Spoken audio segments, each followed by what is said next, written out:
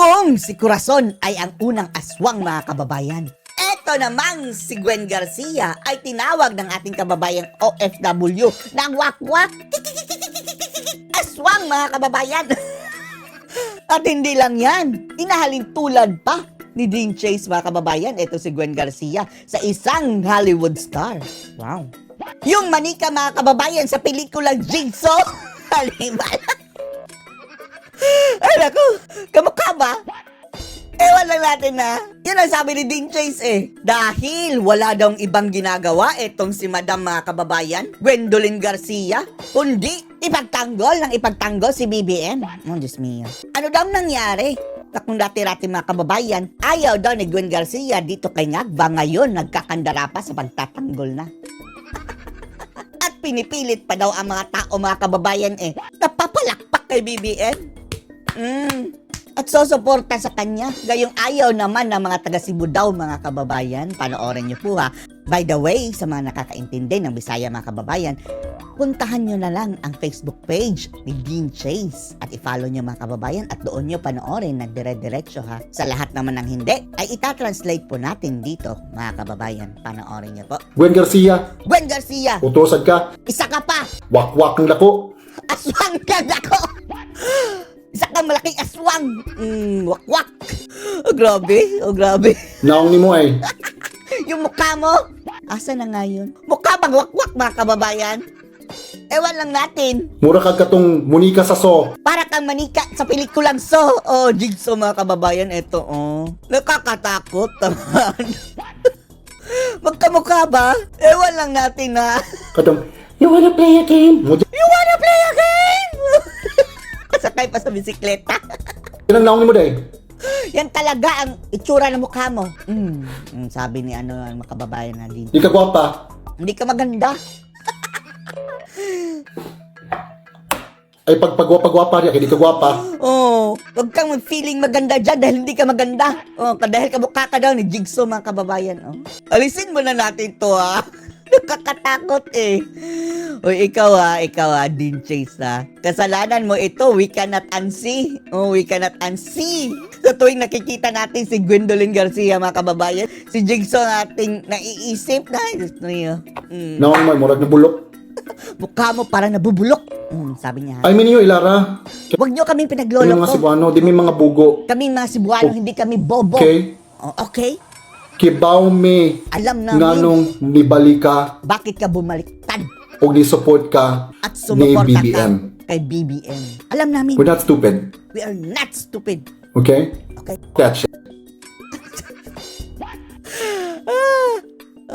Censor natin We yan. don't believe in your fucking. We don't believe in We are smarter. Nga pukson pa rin mga tao diya nga pakpak kay musuporta ni BBM. Tapos pipilitin nyo pa ang mga tao dyan para susuporta kay BBM? You wanna play games? Ganon di man ka mag-finger diha. Bakit hindi ka mag... One little, two little, three little finger. Ano ba yan? Ewan na natin ang ibig sabihin ng finger. Ha? Ha? Pisti kang dako. Let's check ang... Ayaw mi dalha-dalha ni mo kanang isog-isog kay. Wag mo kaming dalhin dyan sa patapang-tapang mo. Way nahadlok ni mo day. Walang natatakot sa'yo. Way nahadlok ni mo. Walang natatakot sa'yo. Sabi niya. Giatay ka. Liver ka. Ano bang Tagalog sa giatay? Walang Tagalog ata mga kababayan. Atay. Alam niyo naman yung atay. May atay daw siya, liver. Napay ka ng umaga di mo diha. Mayroon pa yung in-law mo. Yung tinutukoy siguro mga kababayan si son-in-law. Yung si Duke Rasco. Nga kanang imong son-in-law nga grabe makapost, manghatag og kwarta. Na nagyayabang talaga mga kababayan sa kanya mga post, namimigay-bigay ng pera. Uy, nanghatag kog 2 million kapin. Namimigay ako ng 2 million plus Nanghatag worth of ayuda. nanghatag kog mga kwarta, nanghatag kog mga ayuda. Nagyan Malamang ako ng ayuda. Pera. Malamang. trabaho man na niya. Trabaho mo yan Actually, hindi nga yan trabaho ng kongresista mga kababayan. Ngayon lang yan Ang pamimigay ng ayuda, kinuha na ng mga kongresista. Supposedly sa DSWD yan. Ha? Di man niya ang kwarta. Hindi yan sa kanya ang pera. Kwarta man na sa Pilipino. Kwarta. Pera yan ng Pilipino. So ayaw na ninyo butang yung mga loy-loy nga music samtang nang hatag mo kwarta daw So, mga huwag nyo yang lagyan ng mga nakakaawang music habang namimigay-migay kayo ng pera, di ba mga kababayan, sa kanilang mga video. Habang nag-aabot ng sobre mga kababayan, habang nag-aabot ng pera, mayroon pang background music. Meow, meow, meow, meow. Meow, meow, meow, meow, meow. Eh, pak! Sarap batukan. As if, no, sa kanila ang pera, ginagamit mga kababayan para vote buying na yan eh. Ang lahat ng yan mga kababayan is plano ng gobyernong bangag. ayuda kay dili na inyuhang kwarta Hindi yan sa inyo ang pera. na Pera namang yan mga ang Pilipino bayan. kwarta na sa kaban Galing yan sa kaban ng sa bayan. Pilipinas yung Sa ipangatag Pilipinas. trabaho na ninyo Oh, that is your work. di na namo utang kabubuton nga Hindi naman yan utang na loob manabang mo. na tutulong kayo. First of all, First of all, let me remind you nga before mo naabot diha sa opisina ninyo, before mo nakapungko diha, na bago kayo nakaupo dyan sa inyong opisina, mo ming gipangyaban niligawan nyo kami. Ha? ninyo. Mm. Ha? Purti yung panguyab namo para makapungko mo diha Niligawan nyo kami ng todo para makaupo kayo dyan. para mutabang mo sa mga Cebuano o sa Para tutulong kayo sa mga Cebuano at sa mga tao. And then right now, pinapamukha nyo na utang na loob mga namin. Pilipino. Okay? Okay? Dili na namo utang kabubuton Hindi nga namin yan utang na loob. hatag mo Na namigay kayo ng pera. ayuda. Do Ayuda. your fucking job. Do your job. Okay? Dili mo charitable institution. You are not a charitable institution. Inyo na trabaho, kwarta na namong tanan. Trabaho niyan, Kami kailangan mo yan. gibotar ninyo, kami galuklok ninyo diha. Kami nagboto sa inyo. Kami ang nagluklok sa inyo sa pwesto. So, ug naami pangutana, we have every right. So kung may tanong kami, we have every right. Dahil mga kababayan ngayon ha, kinakasuhan. Tatanong mga kababayan, oh, saan na yung pera? Saan na yung pera? Ah, grabe, kinakasuhan ng libel. Okay? According to the Philippine Constitution Bill of Rights, Article 3, Section 4, we have every right We have every right. to question you, demand accountability, Accountability! Wanna play games? and ask you if you're still doing your job. Oh. Mauna mong katungod. So, ayaw mi ninyo So wag nyo kami kontrahe, ayaw kontrahin. mi ninyo pasakay kaso nga libel o Wag nyo kaming kasuhan ng libel. mangutana mi ninyo na ang asa na padung among kwarta because that's Kung nagtatanong kami kung saan na napunta ang aming pera. our right. That is our right. Article 3, Section 7.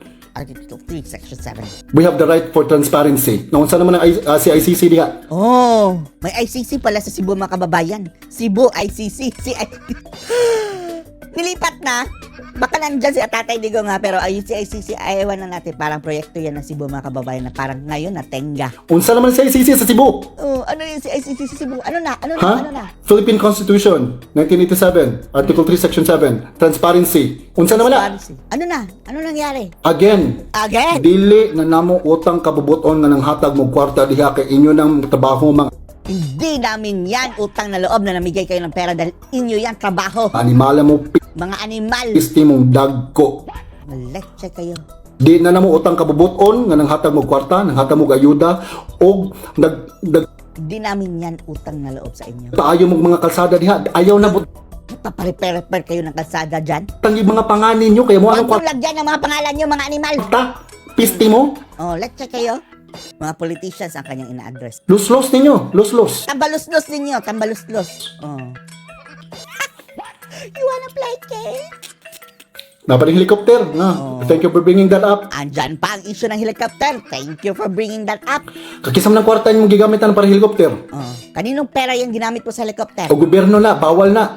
Kung government yan, bawal yan. Gamito ni mong kwarta sa Gamitin nyo yung pera sa mga tao para manguan ka, mga panya ka. para mangampanya ka.